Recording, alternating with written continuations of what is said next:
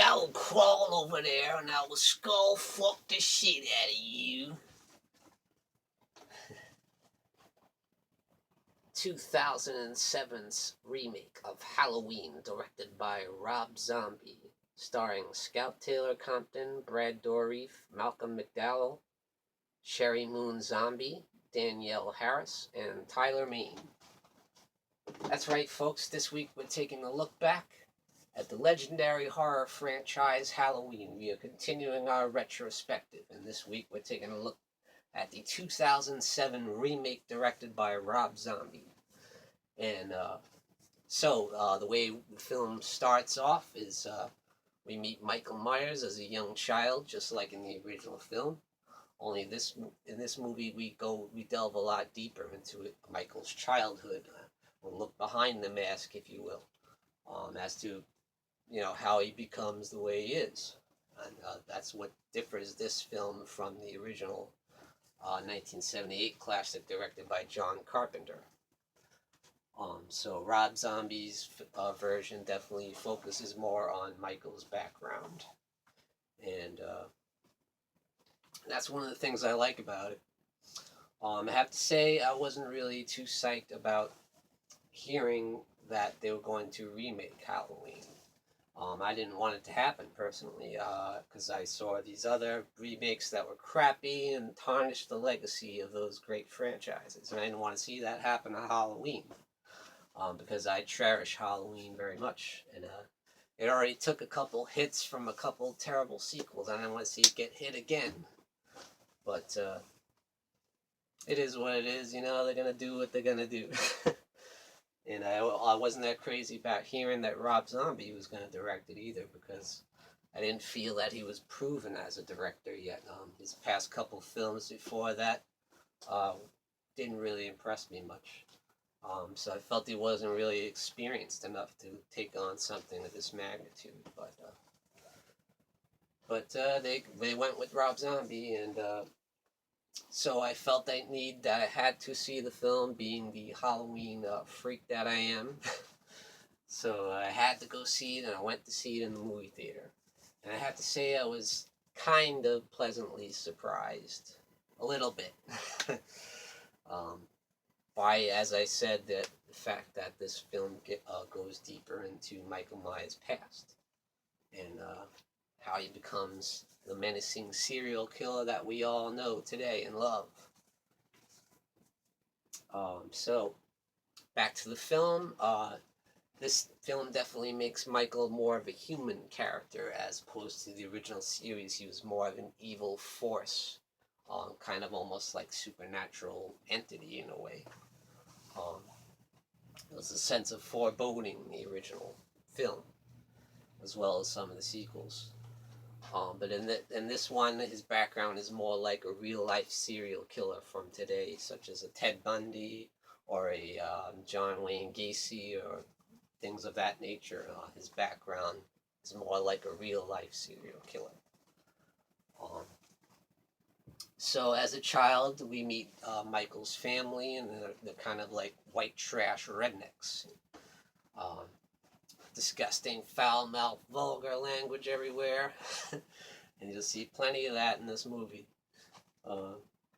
So we meet Judith. She's kind of slutty, his sister. And his mother is a stripper. And his father's a complete douchebag, scumbag. So this kid pretty much has no chance. And then we see him in school. He's having a lot of trouble in school, behavior problems, and he's being bullied by these foul-mouthed punks every day, and they're relentless and brutal. And so that's what kind of, as time goes on, he delves deeper inside himself. He shuts down mentally and emotionally. And so what happens, and that's what happens when he kills the sister. And he kills her boyfriend as well. It's brutal. You see him beat the guy with the aluminum baseball bat. Boom, boom. You see all the blood splatter everywhere.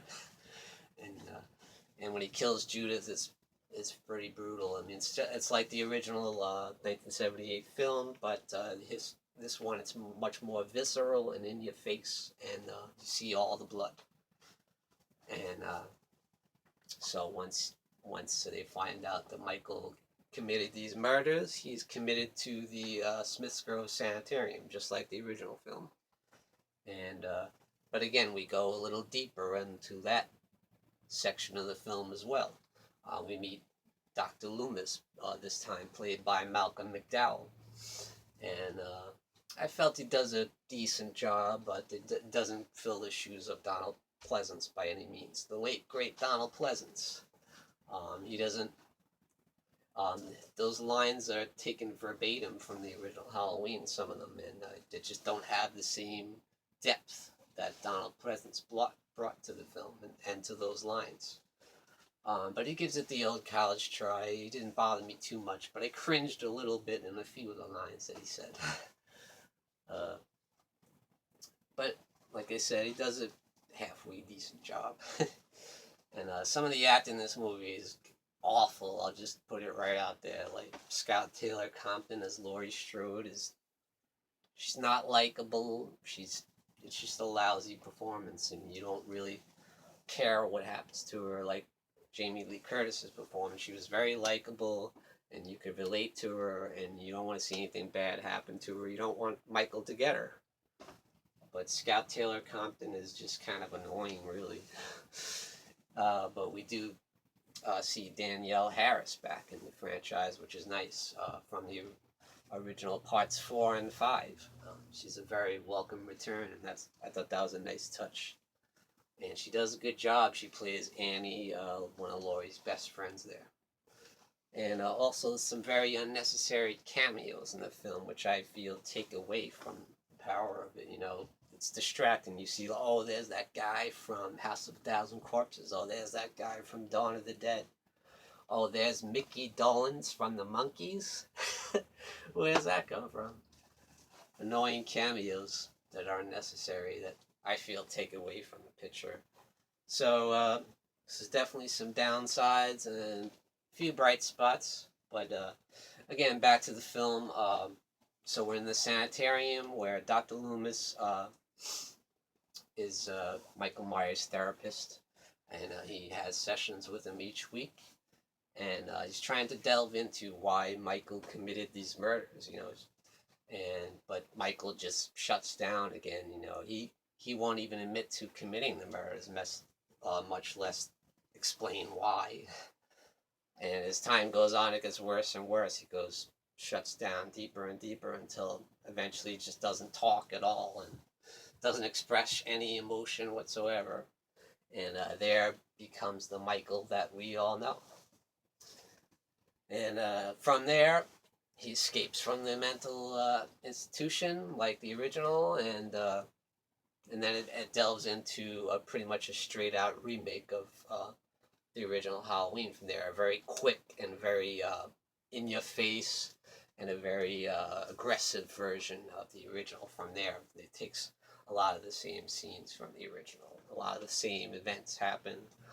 Like when Michael puts the sheet over his head and pretends to be like a ghost, like he's messing with Linda there.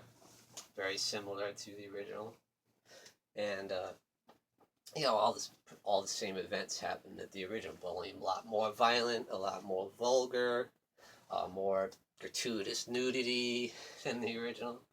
Like I said, it's a very extreme version of the original film. And if you like that sort of thing, you might really like it. You might really enjoy this version of Halloween. And if you like Rob Zombie's other films, I think you'll definitely like this movie. But me, I'm more of a fan of the original and the original series, and I thought this was a little over the top. But it does have some bright spots to it. Like, it does make Michael Myers scary in this one. And it's nice to see Michael Myers be scary again. He's a threat. He's dangerous as hell. And it's played by Tyler Mane. He's a very scary individual. He's huge.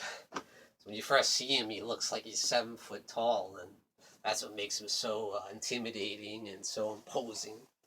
And so that's where Rob Zombie succeeds. He makes Michael Myers scary again.